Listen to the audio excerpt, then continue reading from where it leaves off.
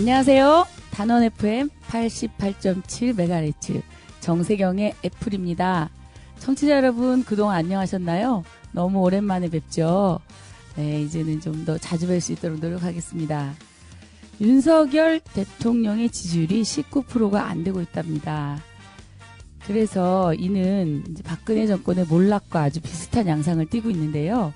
11월 9일 시민사회단체들이 10만 명을 목표로 하는 정권 퇴진 총걸기를 앞두고 있습니다. 전국이 아주 요동치고 있습니다. 정권 퇴진, 이대로는 두고 볼 수 없다.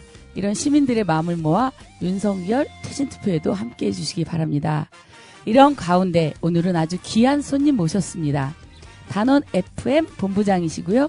우리 안에 인종주의 책을 집필하신 정혜실님을 모시고 이야기 함께 나눠보겠습니다.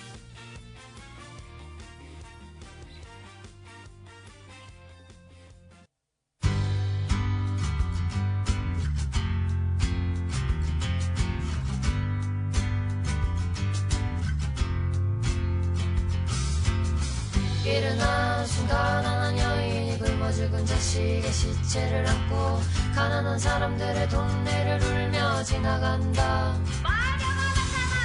부자들이 좋은 빵을 전부 사버린 걸 알게 된 사람들이 막대기와 갈 길을 들고 동문을 두드린다. 배고픈 사람들은 들판에 콩을 주워 다 먹어치우고 부자들의 곡물 창고를 습격했다. 일하고 걱정하고 노동하고 슬피 울며 마음 깊이 웃지 못하는 예의 바른 사람들이 뛰기 시작했다.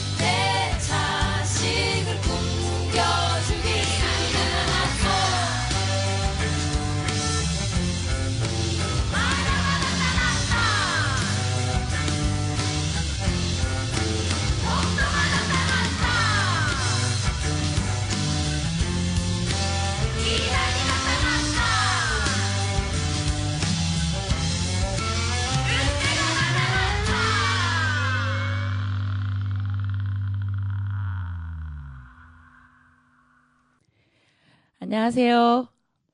네, 반갑습니다. 네. 제가 여기서 녹음하면서 뵙긴 했는데 이렇게 인터뷰를 하게 될 줄은 몰랐습니다. 먼저 인터뷰 응해주셔서 너무 감사하고요. 선생님 그래도 소개해 주시기 바래요. 네. 안녕하세요. 단원 FM 본부장 맡고 있는 정혜실입니다. 사실 단원 FM뿐만 아니라 뭐 차별금지법 제정연대 공동대표도 맡고 있고요. 또 네. 이주 노동운동을 한 20년 이상 함께 해온 활동가이기도 합니다. 네. 원래 저희가 반갑습니다. 안녕하세요. 박수를 이렇게 치거든요. 네. 근데 선생님한테는 제가 못 쳐드렸어요. 지금 늦었지만 박수 한번 쳐드리겠습니다. 네. 오늘 선생님하고 나눌 얘기는요. 네. 이주 노동자의 삶과 인권, 그리고 선생님의 인생 이야기 네. 들으려고 해요. 네. 그래서 아까 먼저 소개하시면서도 20여 년간 이주 인권 활동을 네. 하게 되셨다고 하셨잖아요. 네, 네. 저는 이주 인권 운동이라고 하면 좀 또 인권 운동과는 좀 다른 네. 또 이주 노동자의 인권인 것 같아요. 그래서 좀 네. 더 깊숙이 들어가는 것이 아닌가 하는 생각이 들면서요. 네. 그 운동을 하게 된 계기가 네. 있을 것 같아요. 네, 계기는 뭐 크게 대단한 계기가 있지는 않았습니다. 사실 제가 많은 분들이 제 책을 읽어보셨다면 이제 뭐 아실 텐데 저는 파키스탄 남성과 결혼을 했고요. 아, 예, 파키스탄 남성과 결혼하고 나서 저희 남편은 사업을 했어요. 그래서 아마 한국에서 최초로 정식으로 이제 에스닉 푸드를 수입한 업자이기도 하죠. 예. 네. 그래서 같이 사업을 하다가 어느 날 좀 사업적 위기가 왔을 때 우연히 제가 돈 많이 벌어서 좋은 일에 많이 써야 되겠다 이런 생각을 뜯어 고치 먹게 된 어떤 계기가 있었습니다. 그래서 네네. 저희 엄마한테 내가 돈 많이 벌어가지고 나는 돈으로 봉사를 좀 하려고 그랬는데 돈이 나를 안 쫓아오네? 어떻게 해야 될까? 이렇게 이제 엄마한테 물었더니 엄마가 몸으로 해라. 이렇게 얘기를 하셔가지고 네. 그 몸으로 뭘 하지 했는데 사실 저희 남편이 수입한 음식들은 전부 다 이주 노동자들이 먹는 음식이 되거든요. 그렇죠. 네, 그래서 결국은 이주 노동자가 힘들게 번 돈을 또 우리가 또 벌어서 수익을 창출하는 그 과정에 제가 조금 약간 죄책감 같은 게 있었던 것 같아요. 그래서 이주 노동자를 지원하는 단체에 가서 뭐라도 해봐야 되겠다 하고 동네에 아주 가까운 그 당시는 외국인 노동자의 집이었나? 뭐 이렇게 안산에서 네, 예, 안산에서 안산 외국인 노동자 센터였나? 하여튼 이름이 몇 번 바뀌니까 제가 헷갈리네요. 네네. 그곳에 갔는데 지금 현재로는 이제 이주민 지원 센터죠. 그래서 그곳에서 계란을 구워서 뒤집는 역할로부터 지금의 현재에 이르렀습니다. 계란을 후라이했다는 거죠? 네네. 후라이. 제가 거기 갔는데 네네. 박천웅 목사님이 대표님이셨는데 또 사모님이 또 아이들 돌보는 일도 하시고 중요한 또 회계 담당이시기도 하시고 부모 대표이시기도 하시고 그래서 제가 무작정 찾아갔던 것 같아요. 그래서 제가 어떤 일을 하면 좋을까요? 여기서 네. 할 줄 아는 게 없습니다. 그랬더니 마침 이주 노동자들이 사업장에서 쫓겨나서 이제 쉬고 있던 때여서 그 점심을 먹여야 되잖아요. 쉼터에 와 있는 사람들한테. 그래서 계란 후라이를 뒤집어라 이래가지고 계란 후라이 뒤집는 일로부터 현재에 이르렀습니다. 그게 한 몇 년도인가요? 그게 한 2000년도. 2000년도. 예. 24년 전의 이야기네요. 네네. 아직도 그곳에는 그 이주 노동자 센터가 있더라고요. 네, 있습니다. 여전히 활동하고 계시고요. 네. 오히려 이주 노동자의 인구수는 훨씬 더 늘어났잖아요. 그때보다 안산이. 네. 안산이 그러면은 전국적으로 한 1, 2위를 다투죠. 1, 2위. 예. 그래서 제가 볼 때는 선생님께서는 결혼을 하면서 파키스탄 네. 남자와 연애를 하면서 네. 이렇게 이주 노동자의 삶에 대해서 아니요, 관심 없었어요. 관심이 왜냐면 저희 없었어요? 남편은 저희 남편이 왔던 94년도는 그 네. 이주 노동자에 대한 제도 자체가 체계가 안 잡혀 있었어요. 그래서 다들 막 관광 비자나 우비자로 왔다가 막 여기저기 중소기업에 취업을 했던 때였고 이후에 산업연수제가 생기고 이후에 고용허가제가 되는 그런 제도적 변화가 있었고 제가 저희 남편을 만났을 때는 어쩌면 제도화되지 않은 노동시장 안에서 네. 오히려 훨씬 자유를 많이 갖고 있었던 때에 저희 남편은 여기서 무역업이라는 거를 길을 찾아 하고 있었어요. 그래서 사실 이주 노동자 문제에 크게 관심은 없었어요. 인권의 문제라든지 전혀 몰랐어요. 오히려 제가 알게 된 계기는 그 계란 후라이 뒤집으러 갔다가 노동자를 보면서 네, 거기 모든 사례를 접하면서 세상에 이런 일이라고 하면서 이제 서서히 물들기 시작했죠. 네. 그래도 선생님의 몸속에 네. 어떤 그런 피가 불의를 보면 참지 못하는 그런 피가 들끓고 있었기 때문에 가능하지 않았을까 싶네요. 계란 후라이를 뒤집는다고 해서 이주 노동자의 인권에 훅 들어간다 그거는 아닌 것 같고요. 네. 네, 원래 정 씨가 정의로워요. 저도 정세경이잖아요. 정 씨가 정의로울 정자라고 저희 해두는 걸로 합시다. 그래서 오늘 이제 구체적으로 좀 아까 말씀드렸듯이 삶과 인권에 대해서 조목조목 이제 들어보고 싶은데요. 선생님께서 저에게 주신 PPT 숫자가 너무 많아가지고 그냥 느낌으로만 봤어요. 그래서 자연스럽게 선생님이 말씀해 주시고 제가 거기에 대해서 궁금한 거 있으면 추가로 질문하고 그렇게 자연스럽게 이어갔으면 좋겠습니다. 그래서 먼저 우리가 잘 알지 못하는 뭐 것들에 대해서 얘기해 주시면 될 것 같아요. 뭐가 궁금하실지 모르겠으나 저는 먼저 이거를 좀 정리해 보고 싶은 게 있었거든요.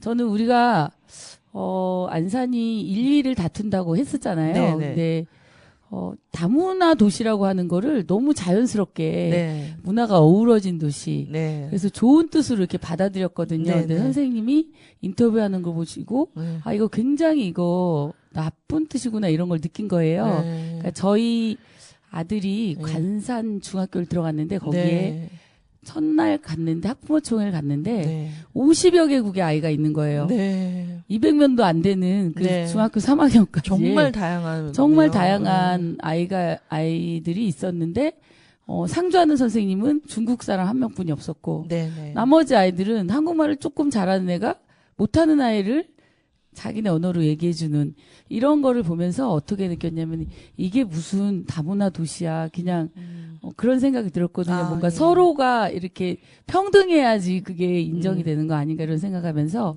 그런 개념들부터 좀 얘기해 주시면 좋겠어요. 네.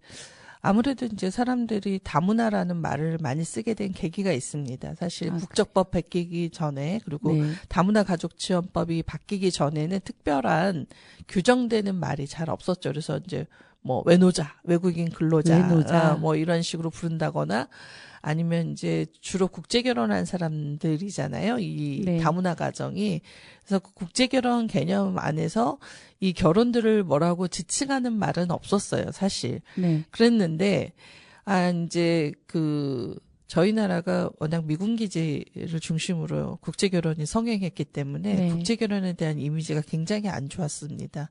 근데 국제 결혼 주로 누가 했냐? 한국 여성들이 했던 거죠. 그렇다 보니까 여성의 어떤 섹슈얼리티를 문제 삼는 한국 사회의 도덕적 비난을 여성들이 다 받아야만 했죠. 그래서 뭐 양공주로 불린다든지 뭐 이랬죠.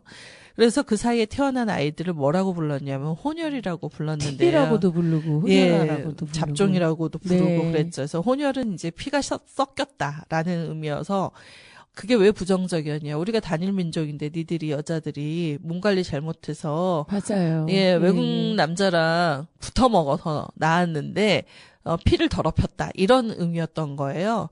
그런데 그렇게 혼혈아로 부르는 것이 사회적으로 워낙에 이제 90년대만 해도 부정적이다 보니까 뭔가 새로운 용어가 등장해야 되지 않을까라는 고민들을 시민사회도 국회도 다 정치인들도 하게 된 것이죠. 왜냐하면 저는 이게 되게 아이러니라고 생각해요. 한국 여성들이 할 때는 국가에 관심이 없었어요. 그래서 여성은 출가 외인이고 너희는 외국 남자랑 결혼하면 외국에 나가야지. 이런 게 더 법적 가부장제 안에 있기 때문에 법적으로도 그렇게 되어 있고 사회적 인식도 그렇다 보니까 여성이 국제 결혼한 것은 비난받을 일인 것이지 칭찬받을 일이 아니었던 거예요. 그랬는데 이제 농촌 총각 장가 보내기가 시작되죠. 맞아요. 기억이 나요. 국가적 텔레비에서도 나오고 TV에서도 국가적 전략에 의해서 만들어진 거죠. 왜냐하면 이거는 우리의 공장 근로자로서 살아왔던 공장 노동자였던 여성들의 상가도 연결되어 있죠. 오빠들은 서울대, 연대, 고대 보내야 하지만 딸들은 공장에 가서 그 오빠의 학비를 벌어야 했던 그 시대에 많은 분들이 이주를 했잖아요. 자기 살던 곳을 떠나서 14세 이상부터 공장에 들어가서 야간 학교 한번 보내준다는 그 말에 현혹되어 또 공장으로 가면서 여공으로 살아왔는데 그러다 보니까 다 사람은 남은 도시로 보내야 되는 줄 알았던 이 한국적인 문화와 또 오빠들의 학비를 위해 여공이 되었던 여성들이 자기 고향을 떠났으니 고향에 여성이 남아있을 리가 없잖아요. 맞아요. 근데 그게 누적되다 보니까 농촌에 남아있는 총각들이 40, 50 막 이런 거예요. 그런데 이제 인구가 너무 많다고 했을 때는 낳지마라고 그렇게 국가가 난리를 치더니 또 이제 안 낳으니까 막상 일할 수 있는 사람들이 없잖아요. 그렇죠. 더군다나 농촌은 더 심한 거죠. 사실 농촌에서 어쨌든 농업을 하는 사람들이 있어야 저희가 먹고 사는 문제들이 일상에서 해결이 되는데, 그러니까 농촌 인구를 걱정하면서 이제 그 홀로 된 남성들을 국가가 네. 장가 보내겠다며 나선 것이죠. 이제 그게 계기가 돼서 이주 여성들이 들어오게 됐고, 네. 이주 여성들이 계속 들어오다 보니까 유입률이 어마어마하게 증가한 거죠. 그래서 이제 뭐 농촌 총각뿐만 아니라 도시 근로자 또는 재혼의 상대로 이주 여성들과 만나면서 인구가 폭발적으로 늘어나고 그 사이에도 아이가 많이 태어났는데, 법적으로 봤을 때 이주 여성은 처음에는 한국인 배우자의 어떤 그 아내로서 들어오니까 이게 가부장제 질서 안에서는 며느리가 되는 거잖아요. 그렇죠. 아내가 네, 되는 거. 예, 그러니까 예. 남성의 가게 안에 편입되는 거잖아요. 네, 네. 그러니까 국가가 생각한 거죠. 아예 빨리 정착해야 되니까 주민등록증을 바로 줬던 거예요. 그렇지만 한국 여성은 남편과 결혼해도 어떤 비자를 받을 수가 없었죠. 그런데 이제 이 다문화라는 말의 어떤 탄생은 사실 한국 여성과 결혼한 그 이주 노동자나 외국인 남성들을 위해서 등장하지 않았어요. 한국 남성들이 국제 결혼을 했는데 예전처럼 그 섹슈얼리티를 문제 삼기에는 결혼의 방식이 달랐던 것이죠. 그래서 자기들은 뭐 우리가 때로는 브로커라고 부르기도 하고 중개업자라고도 부르는 이 사람들을 통해서 어쨌든 맞선을 보고 집단 맞선에 의해서 선택된 여성들이 오게 되는데, 그 과정에서 사회적 인식이 나빠질까봐 국가는 그러면 이들을 뭐라고 불러야 할까라고 했을 때 다문화 가족이라고 부르자. 서로 다른 문화가 만났으니 라고 해서 이제 부르기 시작한 거죠. 그래서 그렇게 부르게 된 이름을 가지고 다문화 가족 지원법을 만들게 된 거죠. 그 법으로 인해 가지고 네. 만들어진 그 단어네요. 네. 그런데 이제 안타깝게도 그렇게 네. 중매혼을 통해서 들어오는 이주 여성들이 주로 아시아에서 오다 보니까 네. 우리의 머릿속에는 이제 다문화라는 말은 아시아성과 한국인 남성의 결합으로 인식하게 된 거죠. 네, 그런데 네. 이제 더 나빴던 것은 무엇이냐면, 사실 다문화라는 말은 아까 얘기했듯이 문화가 다양하다라는 뜻인데 이걸 사람에게 붙이기 시작한 거예요.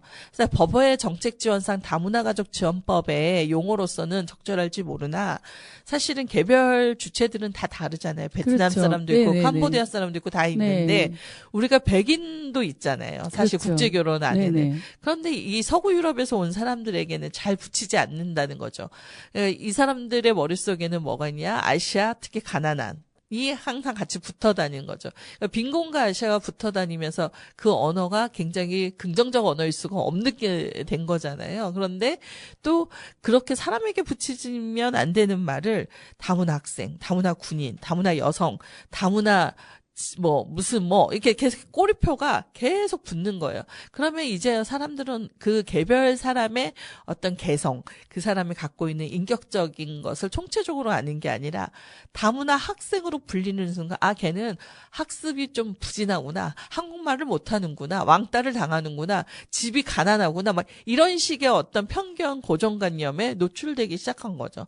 그게 너무 오랫동안 누적되니까 학교 안에서 친구들도 야 다문화 이렇게 부르고, 네, 야 네. 그것도 더 심하면 베트남, 조선족 이렇게 이제 국가 이름을 붙이기도 하고, 그래서 결국 다문화라는 말의 특정한 사람들을 호명하게 되면서 그 호명이 편견에 찬 말이 된 거죠.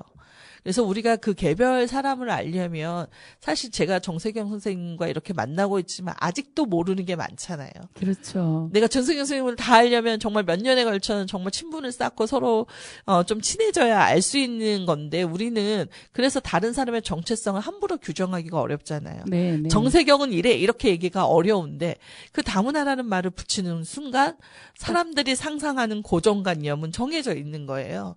그래서 이것은 개별의 사람들의 각각의 다른 사람들의 주체성을 말살하고 그 사람에게 원하지 않는 정체성을 외부에서 부여하기 때문에 아마르티아 센 같은 학자는 그거는 폭력이다라는 말을 하고 있습니다. 아, 다문화라는 그 말뜻이, 그래서 다문화라는 말뜻이 나쁜 게 아니라 다문화를 특정 집단의 사람들에게 붙여서 쓰기 때문에. 그래서 우리가, 될 수 있으면, 내가 아는 분이 누구면 그 사람의 이름을 부르면 될 것이고, 소개를 할 때, 베트남에서 오셨지만, 이제 한국 국적을 취득해서 한국에 정착해서 살고 있어요라고 좀 힘들어도 길게 설명해도 되는데, 다문화 여성이야! 이렇게 얘기하는 순간에 사람들은, 가난해서 한국에 왔구나, 뭐, 이렇게부터 떠올리는 거죠. 그리고 늘 TV에서는 폭력당하는 이주 여성. 네. 또, 아니면 뭐, 도망가는 이주 여성. 그러니까 별로 이렇게 긍정적인. 좋은 게 하나도 없는 것 같아요. 그래서 이제 저희 활동가들은 결혼 이주 여성으로 부르고. 결혼 이주 여성. 그리고 개별 선생님에 대해서는 그 선생님의 이름을 부르고, 그리고 또 금기어가 있죠. 어느 나라에서 왔어요를 웬만하면 잘 안 물어보려고 하는 거죠.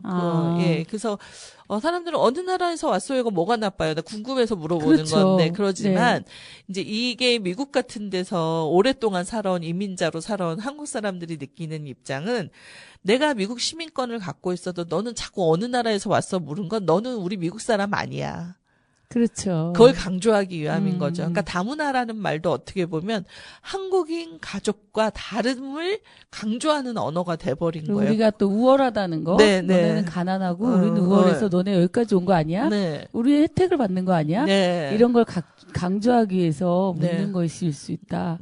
오늘 굉장히 큰 거를 다문화로 시작됐는데 과정부터 이렇게 잘 해설해 주시고 또 저에게도 있었구나 이런 게 느껴지네요. 저는 아이하고 얘기하면서도 워낙 이제 관산 중학교가 그랬으니까 어느 나라에야 이걸 아주 일상적으로 저희 아들이 친구가 국적이 되게 여러 개인 아이들이 있는데 꼭 쟤는 어느 나라에 이렇게 물어봤거든요. 그리고 아들이 그게 뭐가 중요하냐고 저에게 물어봤어요. 그러니까 요즘 애들은 그렇게 얘기해요.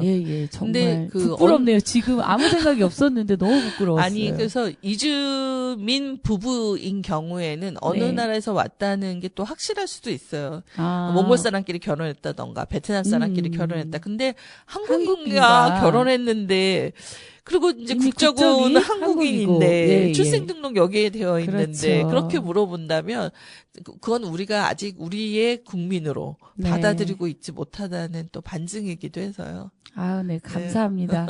좀 길긴 했는데 청취자 여러분들도 되게 새로운 것을 아는 과정이었던 것 같아요.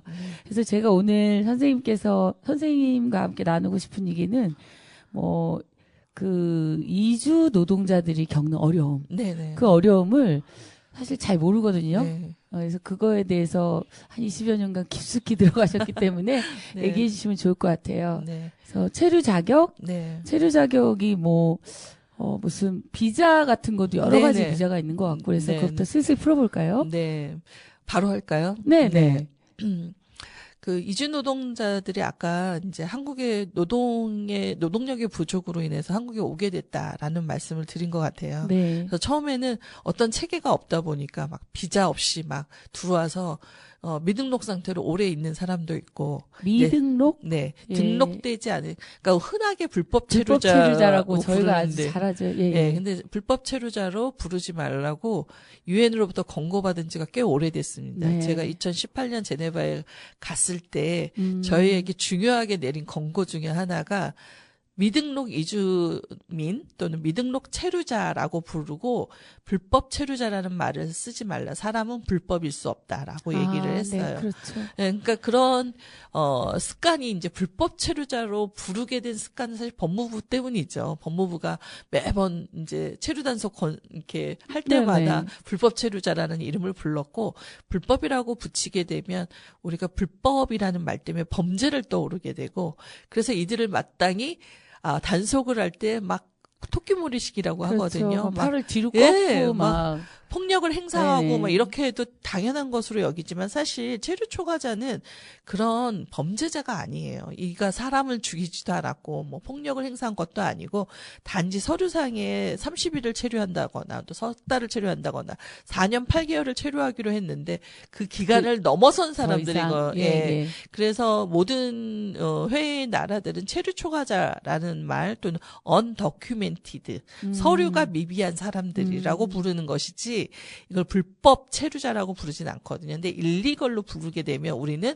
그들을 범죄자로 보게 되는 효과가 있죠. 그러니까 법무부는 지금까지도 안 고치고 있습니다. 왜냐하면 그래야 단속하기가 쉽거든요. 사람들에게 나쁜 이미지를 줄 수 있고 이주 노동자를 고발해도 된다. 이런 인식도 심어주고 있기 때문에 정말 나쁘네요. 예, 최근에는 극단적인 그런 사례까지도 생겼어요. 그 불법 체류 단속한다면서 직접 자경단을 구성해가지고 오토바이 타고 다니면서 이주 노동자 체류 자격을 검사하고 돈도 뜯어내고 고발하기도 하는. 그러면서 그걸 또 유튜브에 생중계하는. 그런 아주 나쁜 사람들도 생겼거든요. 이것이 다 제도의 문제이고 용어상의 문제이기 때문에 유엔은 아주 심각하게 보고 있고 이 사안을 그래서 불법 체류자로 부르지 말라고 한 지가 2018년이고 2024년이지만 법무부는 여전히 불법 체류자 단속 이런 식으로 용어를 여전히 쓰고 있습니다. 그리고 최근에 뭐 제가 봤던 것에서도 이런 체류 자격 때문에 이렇게 이제 그것에 반감을 가지면서 이주 노동자들이 한국 노동자들 마치 다 일자리를 빼앗는다. 이런 걸로 호도하기 위한 유튜브 그런 활동을 하는 사람들이 점점 늘어나고 있어서 제가 좀 우려하고 있고요. 그 다음에 이제 이 체류 자격 안에 산업연수제라는 제도로 왔을 때는 한국인들의 월급을 100을 받으면 산업연수제 사람들은 40밖에 못 받았어요. 그렇죠. 그리고 폭력도 많이 당하고 초창기에 뭐 욕설도 많이 듣고 워낙 우리 노동 현장이 그게 좀 많이 있었잖아요. 그러니까 이주 노동자들은 그러니까 겪어보지 쟤네들이 못한 와가지고 내 일자리를 빼앗는다. 네, 그렇게 현장 노동자들도 많이 생각하고. 그랬군요. 예. 저희도 중국에서 산업연수생이 왔을 때 월급은 3분의 1분이 안 받는데 뭐 쟤네들 때문에 내가 잔업 못한다 막.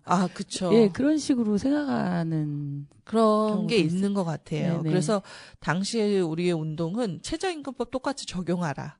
라는 운동을 많이 했던 것 같아요. 왜냐하면 최저임금이 같았을 때 네가 한국인을 쓸지 외국인을 쓸지는 그거는 사업주가 결정을 할 텐데 사실 임금이 같으면 일을 한국인이 더 잘하니까요.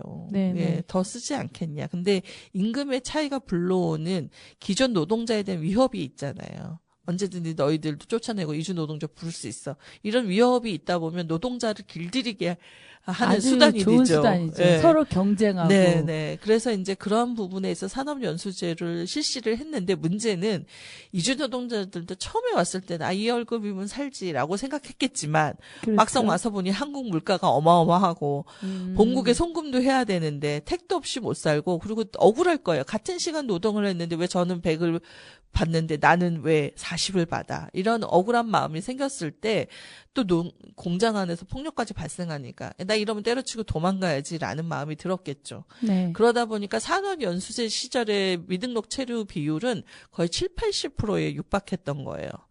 많은 사람들이 사업장을 마음대로 떠나게 된 거죠. 그래서 미등록 체류자들이 많아졌고 그 과정에서 체류 안정을 위한 노동자의 권리를 주장하는 그룹들이 생겨났고 민주노총이나 또 다른 시민사회단체들 결합하면서 명동에서 또는 성당에서 이제 좀 나뉘어지긴 했지만 어쨌든 명동에서의 시위 집회를 시작으로 이제 노숙까지 하면서 또 대학생 활동가들, 또 시민사회 활동가들, 또 노조 활동가들이 결합해주면서 이제 본격적으로 제도 변화 요구가 있었죠. 그래서 2004년에 고용허가제로 변화되는데, 기여를 했죠. 그렇지만 그 당시에 자기 목숨을 내놓고 집회했던 사람들은 다 강제 추방 당했습니다. 네, 그 후에 이제 바뀐 제도가 E9. 로 우리가 흔히 이야기하는 고용허가제를 통한 체류 자격이 부여됐고 이후에 이제 E9이 체류 자격이 E9? 네, 그러니까 영어 2 숫자 9. 그래서 그래서 그게 무슨 비자에 대한 종류겠네요. 네네네. 결혼 이민자들은 F로 시작을 해요. 패밀리 비자니까 F-4 뭐, F-2 뭐 이런 네, 식으로. F4 네, 그리고 이제 고용이니까 인플로이니까 2로 시작을 하는 거죠. E9. 네. 그래서 체류 자격이 이제 제한이 되어 있는데 4년 8개월에서 지금은 이제 체류 기간을 늘리려고 정책적으로 하고 있어요. 왜냐하면 이제 이주 노동자 없이는 지금 농업이나 어업이나 그러니까요. 제조업이 안 굴러가니까요. 우리나라의 깻잎은 그렇게 예쁘게 안 만들어진다고 얘기 들었어요. 여성 노동자들이 네. 그 깻잎을 다 따기 때문에 네. 그렇다고 그러더라고요. 그래서 그런 그 고용제도의 문제점은 아무래도 체류 자격을 합법적으로 준다는 의미에서 예전 노동자들과 다르게 체류 안정은 있죠. 그래서 훨씬 더 주말에 주 5일을 일하고 카메라와 막 노트북을 들고 여행을 다니는 친구들도 있고 고용과제로 인해서 혜택을 누리는 사람들도 있어요. 그런데 안타깝게도 선생님 아시지만 네. 반월 시야만 해도 50인 이하 사업장 중 5인 이하 사업장도 있고 홀로 일하는 노동자들이 일하는 네. 사업장도 있잖아요. 네, 그렇죠. 근데 이게 복불복이란 말이죠. 내가 선택하는 것이 아니라 선택되어지는 것이다 보니까 누구는 주 5일 근무하고 아주 스마트하게 주말에는 동아리 활동도 하고 뭐 여행도 갈 수 있지만 그렇지 못한 노동자들에게는 사업주의 요구대로 움직일 수밖에 없고 열악한 곳에서 이제 반항이라도 하면 이제 막 폭력이 또 일어날 수도 있고 또 가난한 사업장들의 문제는 사실 임금체불이잖아요. 네. 그러니까 임금체불도 이제 많이 겪게 되고 이런 분들이 그러면 사업장 변경 이동하게 해달라 하지만 사업장 이동 변경도 사업주의 도장 없이는 갈 수가 없는 거예요. 그러니까 사업자의 변경도 네 동의가 E9 있어야 비자를 돼요. 통해서 네. 들어왔다 하더라도 사업주가 네, 동의해줘야 돼요. 내가 이 직장 마음에 안 들어. 한국인 그러면 어떻게 해요? 사직서 내고 가버리면 그만이잖아요. 그렇죠. 못 갑니다, 이주 노동자는. 근데 지금 더 열악하게 된 것이 무엇이냐면 지역별로 묶어놔요.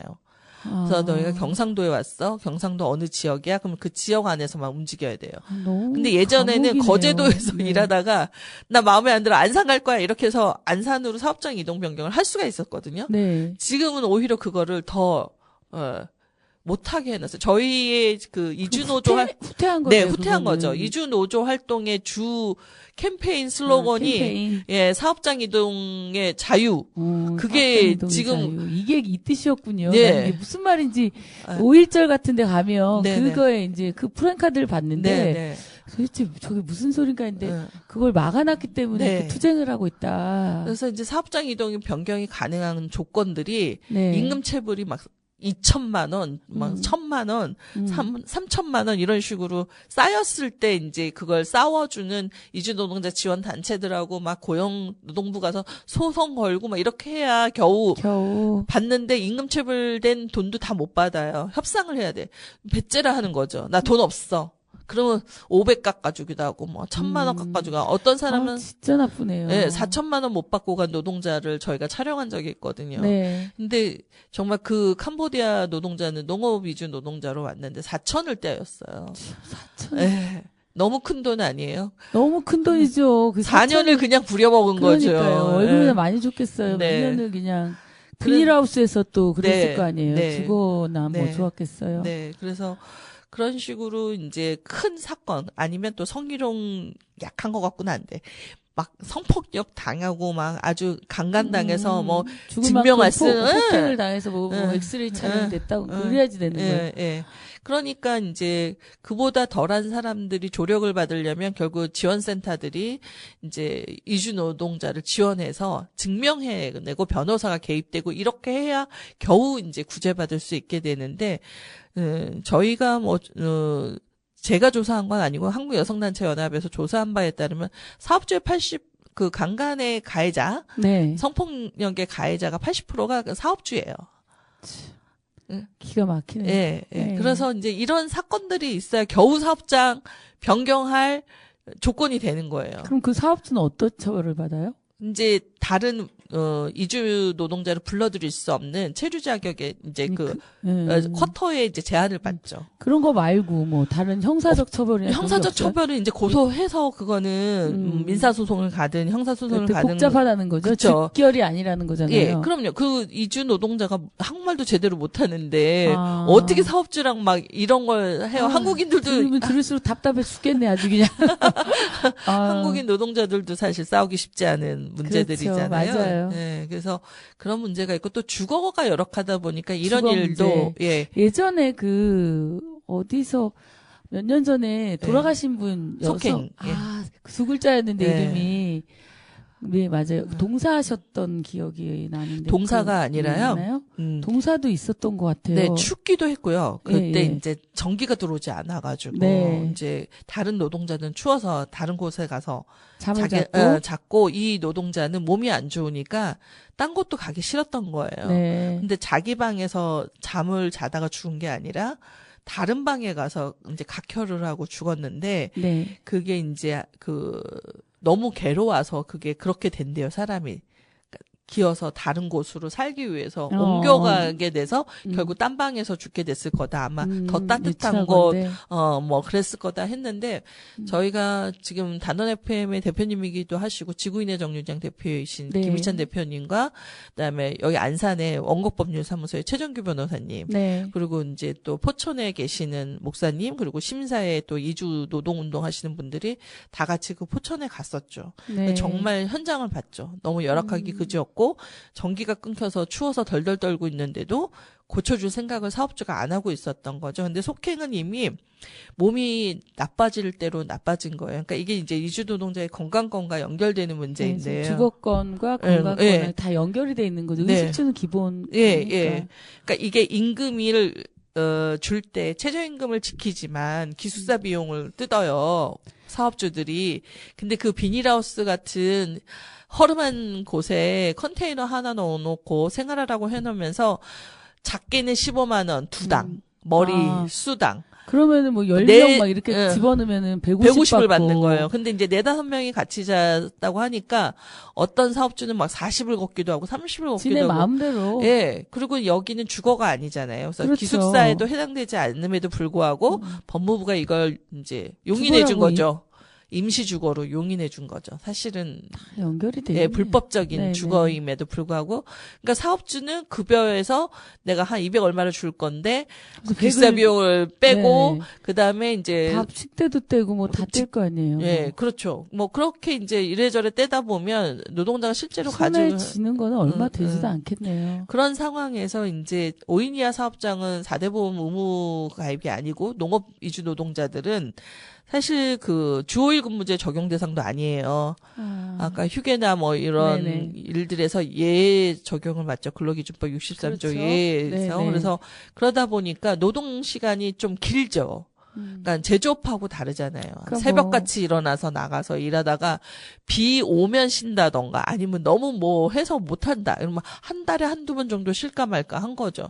그러니까 장시간 노동을 하고 쉬는 날은 얼마 없고 그러니까 건강은 나빠지고 그런데 또 노동자들이 병원에 간다 그러면 사업주들이 너 오늘 일당 10만 원 깔 거야. 이렇게 얘기하시는 거예요. 그러면 그 돈이 아까워서 또 병원 가기를 주저하고 또 어떤 노동자는 배가 9개월처럼 불러서 온 거예요. 네. 근데 그게 임신이 아니라 암이 생겼는데 병원을 안 가서 키운 거예요. 그래서 왜 병원을 안 갔냐 그랬더니 사업주가 몸 약하다 그러면 너 캄보디아로 돌아가 이런 얘기 할까 봐 안 갔다는 거예요. 그러니까 이게 특히 여성들의 문제인 것 같아요. 어느 나라나 여성들은 이렇게 몸이 아프면 저도 그렇지만 병원 잘 안 가. 참아. 그리고 약도 잘 안 먹어. 막 이런 게 있는데 특히 젊은 노동자 20대 노동자들이지만 과도한 노동에 시달리고 있는 거잖아요. 쭈그려 앉아서 막 계속 반일이 그렇죠. 뭐.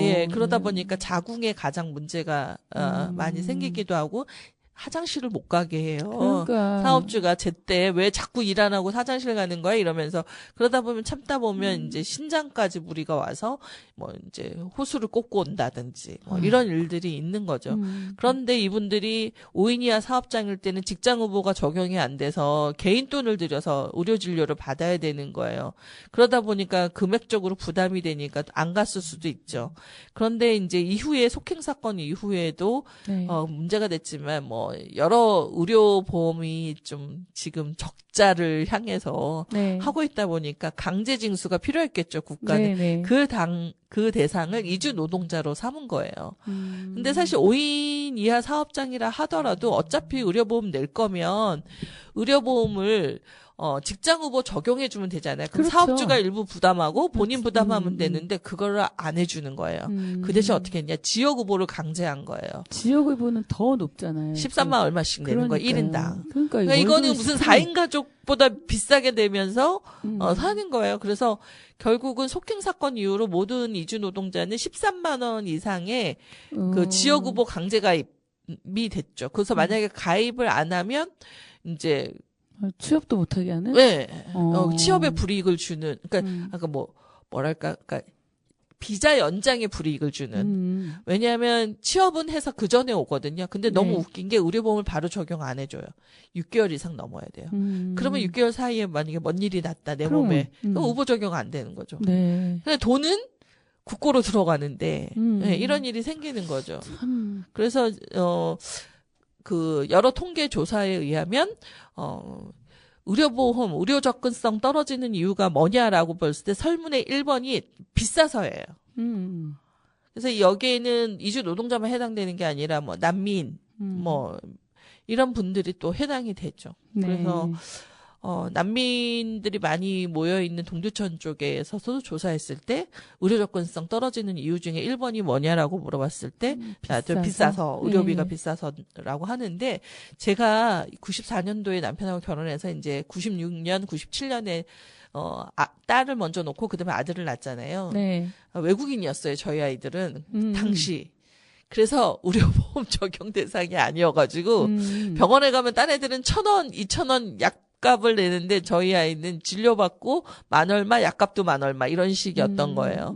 그러니까 의료보험이라는 게 얼마나 중요하겠어요. 그렇죠. 근데 이게 수술이나 뭐 큰 병 걸렸으면 더 중요하죠. 그래서 이주 노동자한테 가장 큰 문제는 미등록 상태일 때는 더더군다나 의료 사각지대에 있다 보니까 힘들어서 그 이주민 건강협회라는 곳에서 미등록 이주 노동자들을 위한 의료 공제회를 만들고 각 자기들이 한 5,000원씩 또는 뭐 지금은 얼마인지 모르겠어요. 옛날에 5,000원이었는데 그 조합비가처럼 이렇게 내놓으면 내서? 네. 만약에 누가 아프면 네. 그거를 같이 돈을 네. 그 돈으로 네. 네트워크되어 있는 병원을 가면 호구지책으로 그렇게라도 네. 만들어서 네네.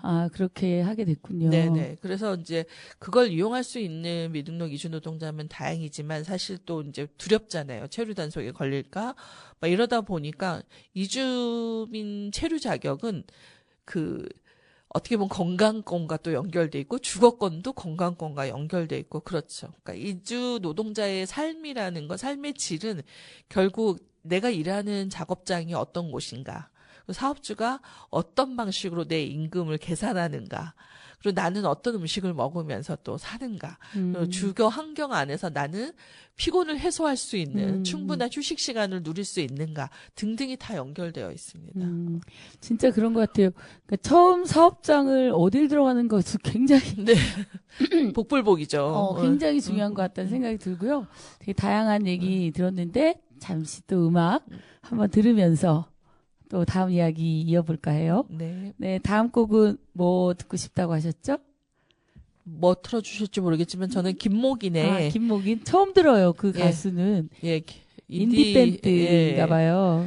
인디 가수인데 그 대답 없는 사회 가사 하나하나를 들어보시면 그럴까요? 대한민국의 현실을 알 수 있습니다. 대답 없는 사회 예, 예. 노래 제목도 네. 마치 대한민국 벽인 사회 같은 그런 게 느껴지는데요. 네. 그 음악 들으면서 또 남은 이야기 하도록 해요. 네. 음악 주시죠.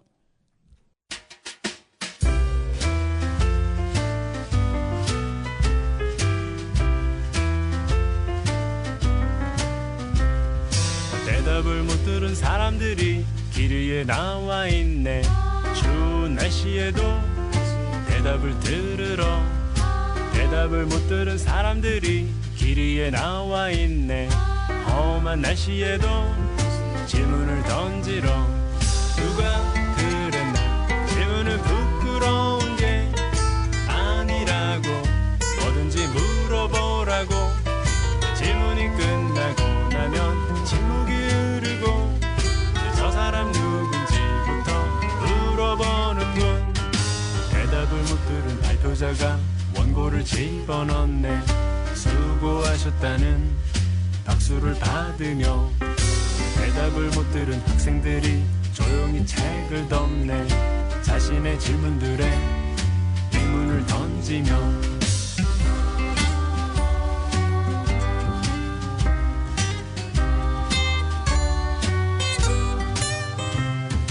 대답을 못 들은 사람들이 길 위에 나와 있네.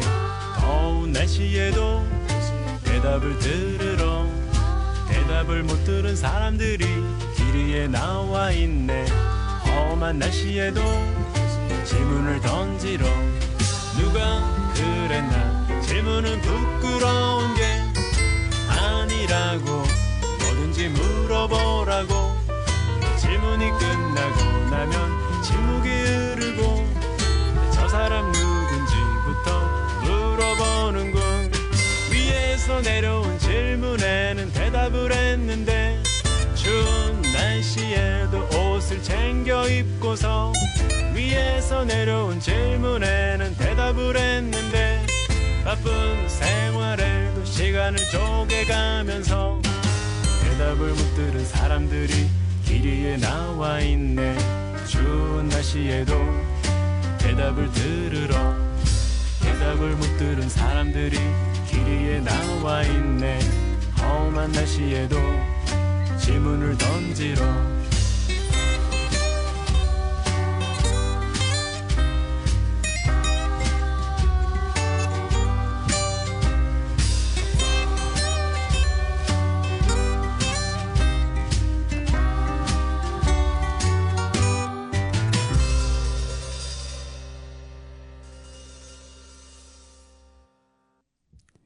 네, 지금 정세경의 애플은 이주 노동자의 삶과 인권, 그리고 정혜실 선생님의 삶에 관해서 이야기 나누고 있습니다.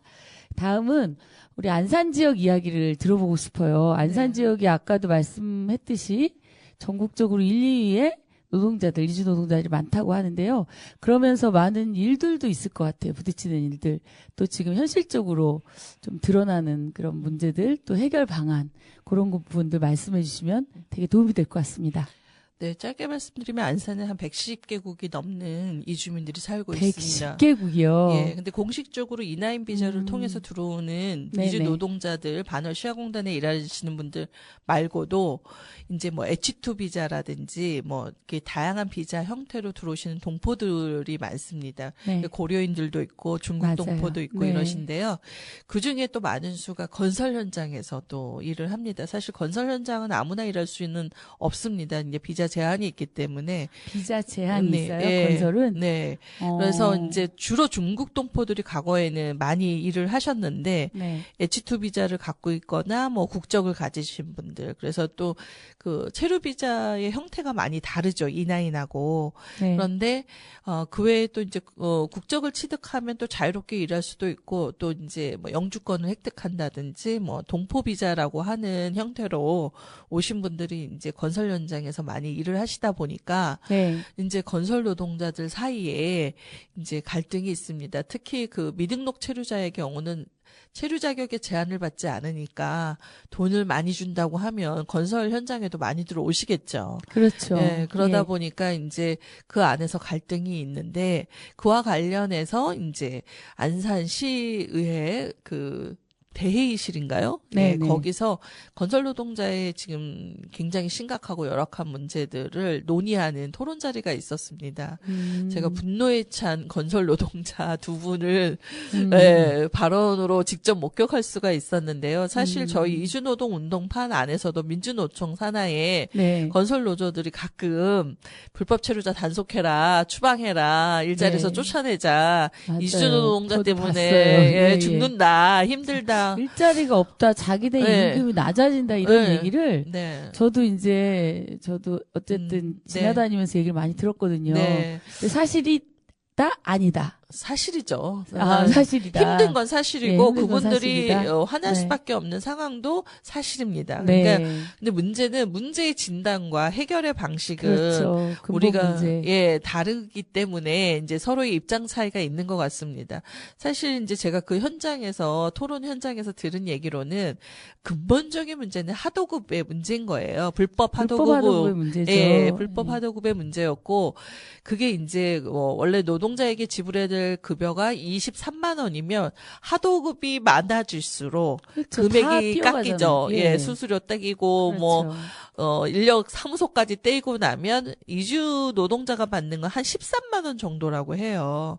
그러니까 그 사이에 뛰어가는 사람들 때문에 이것이 이제 건설 노동자 당사자에게 피해가 되죠. 임금의 차이가 나다 보니까 13만 원 주고 이주 노동자 쓰고 불법 하도급해서 수익을 창출하는 사람들이 건설노조에 가입된 또 합법적 네. 이런 절차 중요시하는 민주노총 가입자를 원하지 않게 된 거죠. 그렇죠. 그러다 보니까 안산이 또 건설노조가 굉장히 파워가 센가 봐요. 그러다 보니 건설 현장들에서는 어디 출신이야? 그러면 안산 출신이야? 이러면 고용을 안 하려고 기피한대요.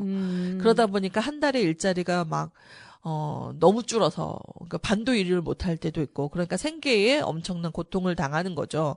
그게 이제 뭐 부천 경기 지역뿐만 아니라 전국적으로도 그렇다고 하는데, 그러다 보니 안산 지역에서 일자리를 구하지 못한 건설 노동자들이 전국을 또 다녀야 되는 고충도 있는 거예요. 그래서 이제 그날의 뭐 주요 해법은 시에서 하는 강공서에서 발주하는 건설 현장의 일이라도 직접 고용 형태로 건설 노동자 그리고 안산에 거주하는 건설 노동자를 고용해라라는 요구도 있었죠. 그런데 이제 문제는 아주 구조적인 문제잖아요. 그런데 이걸 이제 이주 노동자 개개인에 대한 분노로 해소하기에는 이 구조를 깨트릴 수가 없는 거잖아요. 그렇죠. 오히려 예. 이주 노동자가 13만 원 받고 있어. 그러면 안 되지. 불법 하도급 문제네. 노동자끼리 연대해서 싸우자. 이렇게 해서 직고용제로 바꾸자. 뭐 이런 운동을 좀 해야 되는데 어떤 면에서는 하고도 있긴 하지만 당장에 내 생계가 보장되지 않는 건설노조원 입장에서는 굉장히 그것이 불편한 지점일 거라는 생각이 들어요.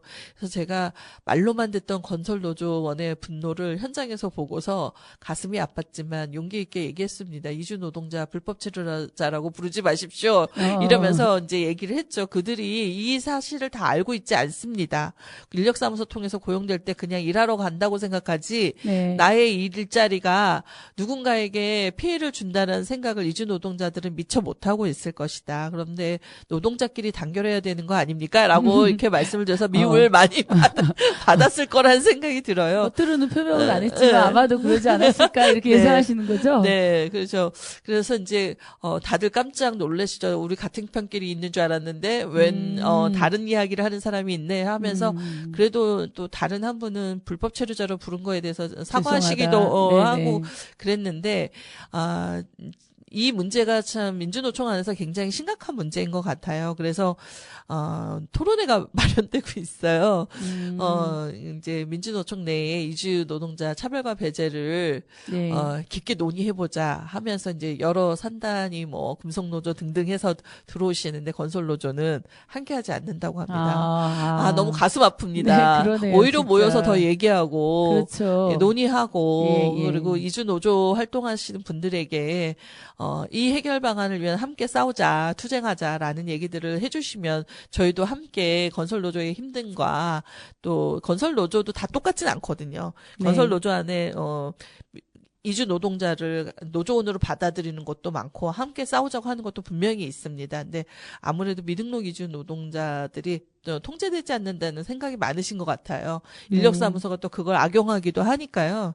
그래서 우리의 가장 큰 고민은 그 부분인 것 같아요. 우리가 모두가 노동자일 때 과거에 여공 7080 책 읽어보시면 아시지만 여성 노동자를 구사대들이 그렇죠.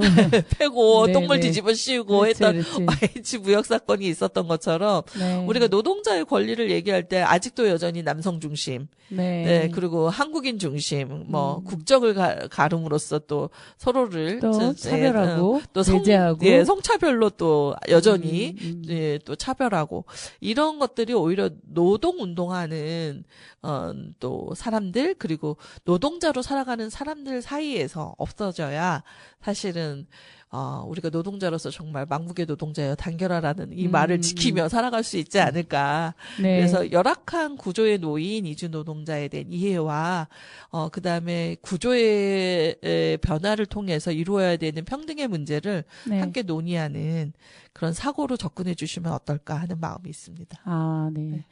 해법이라고 얘기할 수도 있고요. 네. 사실 근본 문제를 네. 해결할 수 있는 대책은 모두가 단결해서 네. 실제 거대한 네.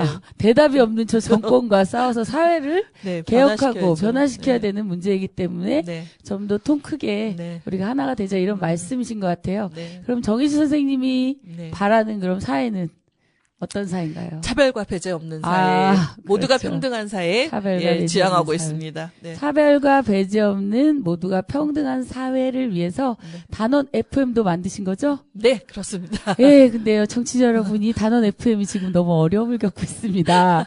아주 자연스럽게 넘어가는데요. 네. 여러분들, 이게 안산 유일의 지상파 방송국이에요. 저는 후발주자로 단원 FM에 들어와서 정세경의 애플이란 방송으로 여러분을 만나고 있는데요.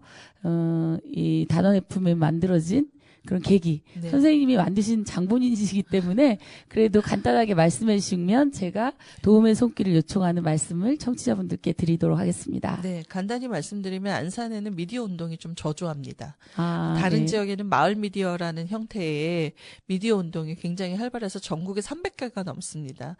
저는 서울에 이런 네. 방송국이요. 네, 근데 이제 전파를 타진 않는 그래서 음. 전파가 있다라는 건 굉장한 특권이에요. 어떻게 보면 주파수를 갖고 있다라는 거. 아, 그렇군요. 예, 그래서 과거에 15년 동안 7개사밖에 없었습니다. 근데 지금은 이제 신규 20개가 등장해서 27개가 됐다가 끝까지 버티지 못하고 포기한 3개사 빼고는 저희가 이제 한 24개의 단체들이 하고 있는데 각 단체별 지향점이 다르긴 합니다. 하지만 저희 단원 FM이 지향하는 것은 아까 말씀드린 것처럼 차별과 배제 없는 목소리, 평등한 목소리. 평등한 목소리. 네, 예. 그래서 주류 그 미디어들이 담지 못하는 소수자의 목소리, 또 사각지대에 있는 사람들의 이야기를 담아서 우리가 어떤 사회에서 어떤 사람들이 함께 살고 있는지 그리고 우리가 알아야 될 것들은 무엇인지 우리 정세경의 애플처럼 노동자의 곳곳을 네. 예, 알려주는 네, 그런 네. 프로그램들이 지역에서 들릴수록 우리의 생각과 인식도 변화가 있을 거라고 생각합니다. 특히 저는 안산은 노동자의 도시임을 전 자랑스럽게 생각합니다. 네. 그래서 노동자의 목소리 반드시 들려야 되고요. 세월호의 목소리 네. 반드시 들려야 하고요. 그리고 또 네. 이주 노동자의 목소리, 같이 여성의 들려야 목소리. 되고요. 예. 네. 그렇게 생각해서 함께 저희 많은 활동가들이 열심히 3년을 준비해서 만들었고요. 다만 어려움은 국가도 시도 지원하지 않는 독립적인 네. 예, 미디어다 보니까 재정적 어려움을 겪고 있다라는 말씀드리겠습니다. 그래서 제가 일을 냈어요. 네, 네, 재정적 감사합니다. 어려움에 허덕이시는 여성 활동가 분들을 보면서 이분들이 가치 있고 정의로운 일을 웃으면서 할 수 있도록 우리 시민들이 청취자 여러분들에게 도움의 손길 부탁드리면서 말씀드리겠습니다. 단원 FM 후원주점을 열어요. 제목은 볼륨을 높여요. 너와 나의 주파수 공감으로 있는 한 잔. 네, 날짜는요, 2024년 11월 20일 수요일 낮 12시부터 밤 10시까지 레코드 뮤직 펍에서 진행합니다. 제가 이제 요 장소는요, 따로 그 유튜브에서 알려드리도록 하겠습니다. 그리고 지금 후원하고 싶은 분들 계실 것 같아요. 한 푼이라도 주고 싶다. 10,000원도 좋고 5,000원도 좋고 어쨌든 이 좋은 일을 할 수 있도록 지속 가능할 수 있도록 도와주고 싶다 하는 분들은 지금 볼펜으로 적으시면 됩니다. 후원 계좌는 우리은행 1005-904-327-365 사단법인 안산공동체 미디어. 다시 한번 말씀드리겠습니다. 우리은행 1005-904-327-365 여기로 후원해 주시면 감사하고요. 우리 애플 청취자 여러분 11월 20일. 예, 저도 있을 거고요. 우리 단원 FM을 사랑하시고 진행하시는 분들 아주 즐거운 한마당 함께 할 수 있도록 많은 준비해 드리겠습니다. 맛있는 음식 많이 준비할게요. 지금까지 함께 해주신 단원 FM 88.7MHz 정혜실 본부장님 너무 감사드립니다. 여러분 안녕. 안녕히 계세요.